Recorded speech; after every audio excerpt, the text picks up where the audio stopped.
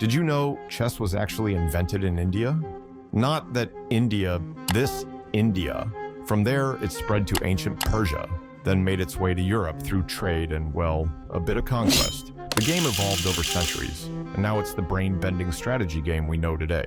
Pretty wild, right? By the end of this video, you'll know enough to start dominating the board and impress your friends. All right, let's get the basics down. A chessboard is an 8x8 square with rows called ranks and columns called files. To make things easier for naming moves in squares, chess uses something called algebraic notation. It sounds fancy, but trust me, it's really simple. Ranks are numbered from 1 to 8. Files are labeled A to H. Boom, now you're speaking the language of chess. Let's meet the crew.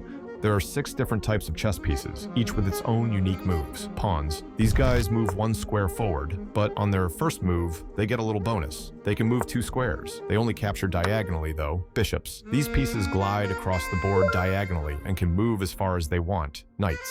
These are a bit tricky. They're the only pieces that can jump over others. They move in an L shape, 2 squares in one direction, then 1 square to the side. So even if there are pieces in the way, knights can still jump to where they need to go. Rooks. These are your long-range weapons. They move straight up, down, and across the board as far as they can go. The queen.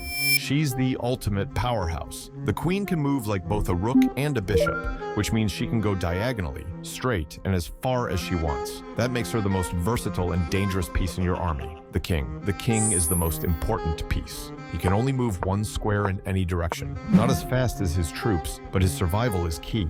Protect him at all costs. Now let's talk about piece values. Every chess piece has a point value. This helps you weigh the importance of each piece when you're deciding which ones to trade or protect. Let's break it down. Pawns are worth 1 point. Bishops and knights are each worth 3 points. Rooks are worth 5 points. And the queen, she's worth 9 points. That's why you want to keep her safe. The king? He doesn't have a point value because you can't capture him. But if he gets trapped, it's game over for you. But that's the topic for later. Think of the point values like chess currency. It helps you decide whether a trade is good or bad. Now that you know how the pieces move and their values, let's set up the board. Pawns line up on the 2nd rank for white and 7th rank for black. Rooks go in the corners on A and H files. Knights sit next to the rooks on B and G. Bishops go on the C and F files. The queen always goes on her matching color. The king, he takes the spot on the E file. Easy, right? Now, for some special moves, the cool stuff that makes chess even more interesting. First up, castling. This move lets you move 2 pieces at once. Your king, and one of your rooks. The king moves 2 squares toward the rook, and the rook jumps over to the square next to him. It's a defensive move that helps you protect your king while also bringing your rook into play. But you can only castle if neither the king nor the rook has moved, and there are no pieces between them. Next, let's talk about one of the most sneaky moves in chess, en passant. It's a rare but super satisfying move. If your opponent's pawn moves 2 squares forward and lands next to yours, you can capture it as if it had only moved 1 square. But here's the trick. You have to do it right away on your next turn, or you miss your chance. Now, let's talk about check. This is when your king is under attack. When you're in check, you've got 3 ways to respond. Move your king to a safer square. Block the attack with one of your other pieces. Or if you're feeling bold, capture the piece attacking your king. You have to respond to check. You can't ignore it. If you don't, you'll be in big trouble because that leads us to checkmate. This is when the king is in check and there's no way to escape. No matter where he moves or what you try, game over. That's the goal in every chess match. Put your opponent's king in a checkmate position where they have no more moves. Did you know that 99.1% of people watching aren't subscribed? Is there a reason why? You hate me? Subscribe.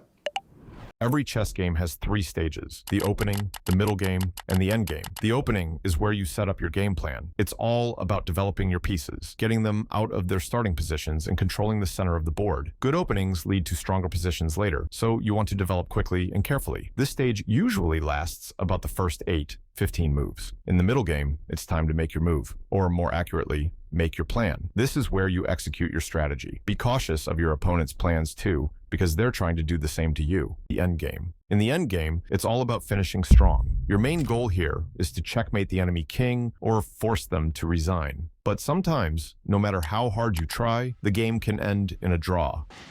Draw. Hell no. There are a few ways a game can end in a draw. By agreement, when both players realize neither side can win and agree to call it a draw. Repetition. When the same board position repeats 3 times, the game ends in a draw automatically. Dead position. When there's no possible way to checkmate either side, 50-move rule. If no pawn has moved and no pieces have been captured for 50 moves, either player can claim a draw. Stalemate. This happens when one player has no legal moves left, but their king isn't in check. It's a frustrating draw, but sometimes it's better than losing. Now, you can create your first free chess.com account and start playing. Link is in the description. Next step, it's time to reach that magic number, 1000 ELO. Lucky for you, I've got a video that'll help you get there. Click right here to check it out.